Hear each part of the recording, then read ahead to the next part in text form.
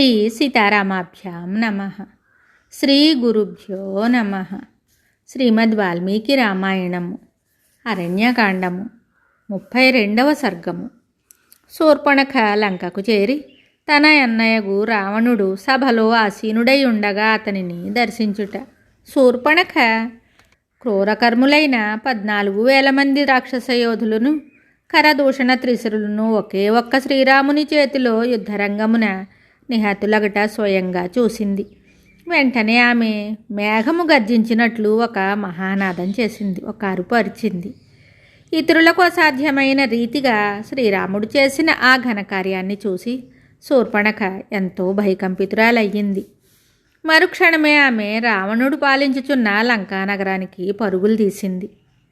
ఆ సమయమున రావణుడు పుష్పకము అను పేరుగల తన రాజభవనమున సుఖాసీనుడై ఉండగా ఆమె చూసింది. నిండు సభలో మంత్రులతో పరివృతుడై ఉన్న ఆ రాక్షస ప్రభువు దేవతలతో కూడి ఉన్న ఇంద్రుని వలె మహా తేజస్సుతో విలసిల్లుతూ ఉన్నాడు. సూర్యకాంతులతో మిరుమిట్లు గొలిపడి సువర్ణ సింహాసనమును అలంకరించి ఉన్న ఆ రావణుడు బంగారు ఇటుకలతో నిర్మించబడిన వేదిక యందు చక్కని ఆజ్యాహుతులతో వర్ధిల్లుచున్న అగ్నివలే తేజరిల్లుతున్నాడు. మహాత్ములైన ఋషీశ్వరులకు కంటకప్రాయుడును, దేవతలు గంధర్వులు మొదలగు వారికి అజేయుడును అయిన రావణుడు యుద్ధరంగమున నోరు తెరుచుకుని ఉన్న మృత్యుదేవత వలె భయంకరుడై కనిపిస్తున్నాడు. అతడు దేవాసురులకు జరిగిన యుద్ధములయందు వజ్రాయుధము యొక్క తాకిడులకు తట్టుకున్నవాడు. వక్షస్థలమునందు ఐరావతము యొక్క దంతముల రాపుడుల గుర్తులు కలవాడు.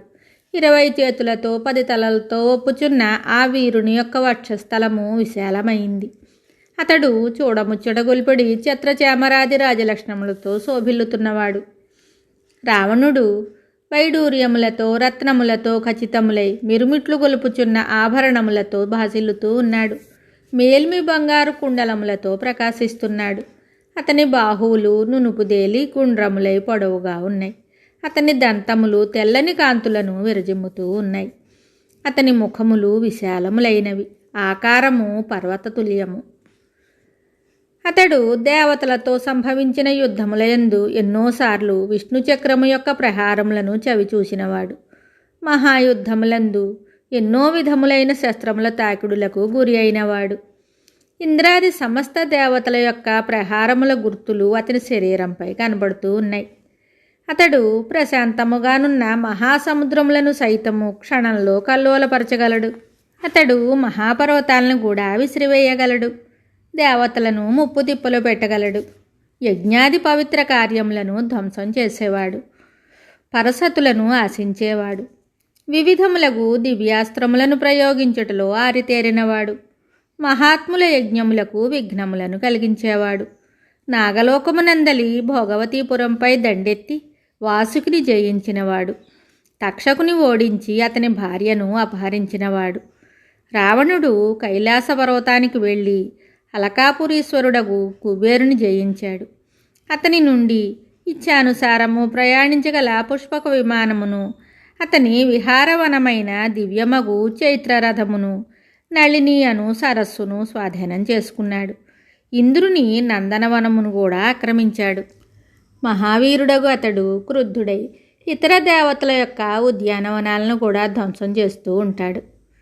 ఎంతటి వారినైనను తప్పింపజేయువారును లోకములకు వెలుగులను ఇచ్చేడివారును అయిన సూర్యచంద్రుల యొక్క ఉదయాస్తమయములను పర్వత శిఖరముల వలె మహోన్నతుడైన అతడు తన చేసన్నల చేతనే అదుపు చేయగలవాడు. పూర్వము ధీరుడైన రావణుడు మహారణ్యమునందు 10,000 సంవత్సరములు తపస్సు చేసి బ్రహ్మదేవుని అనుగ్రహమునకై తన శిరస్సులను సమర్పించాడు. అప్పుడు ప్రసన్నుడైన బ్రహ్మదేవుని నుండి మానవుల వలన తప్ప దేవదానవ గంధర్వుల వలన గాని పిశాచముల పక్షుల సర్పముల వలన గాని యుద్ధమున తనకు చావు లేకుండానట్లు వరాన్ని పొందాడు. యజ్ఞములను ఆచరిస్తున్నప్పుడు ద్విజులు వేదమంత్రములను చదువుతూ సోమలతల నుండి రసమును పిండుతారు. అప్పుడు అచ్చటికి చేరిన బలశాలి అయిన రావణుడు అట్లు సిద్ధించిన సోమరసాన్ని నాశనం చేస్తూ ఉండేవాడు. యజ్ఞములు ముగుస్తూ ఉండగా వాటిని ధ్వంసం చేసేవాడు. క్రూరకర్మలను చేసేవాడు. బ్రహ్మహత్యలకు పాల్పడువాడు.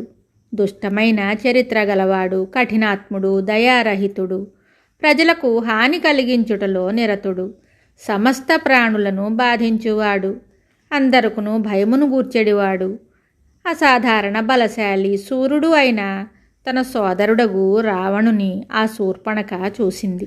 అతడు ఆ సమయమున దివ్యములైన వస్త్రాభరణములను ధరించి ఉన్నాడు. మేలైన పుష్పమాలలతో అలంకృతుడై ఉన్నాడు. ఆశ్రముపై సుఖంగా కూర్చుని ఉన్నాడు. ప్రళయకాల యముని వలె భీకరుడై ఉన్నాడు. పౌలస్త్యుని వంశమువాడు, వివిధ ఐశ్వర్య సంపన్నుడు, శత్రువులను పరిమార్చువాడు, రాక్షస ప్రభువు అయిన రావణుడు తన మంత్రులతో కూడి ఉండగా భయముతో వణికిపోతున్న శూర్పణఖ అతని సమీపానికి చేరి ఇలా చెప్తోంది. అడ్డు అదుపులు లేక స్వేచ్ఛగా తిరుగుతున్నట్టి శూర్పణఖ మహాత్ముడైన లక్ష్మణుని వలన ఏర్పడిన తన వికృత రూపాన్ని సభలో ప్రదర్శిస్తూ విశాలలోచనుడైన రావణుడితోటి దారుణమైన మాటలను ఇలా పలికింది. వాల్మీకి మహర్షి విరచితమయ్యే ఆదికావ్యమైన శ్రీమద్ రామాయణం నందలి అరణ్యకాండమునందు 32వ సర్గము సంపూర్ణం. శుభం.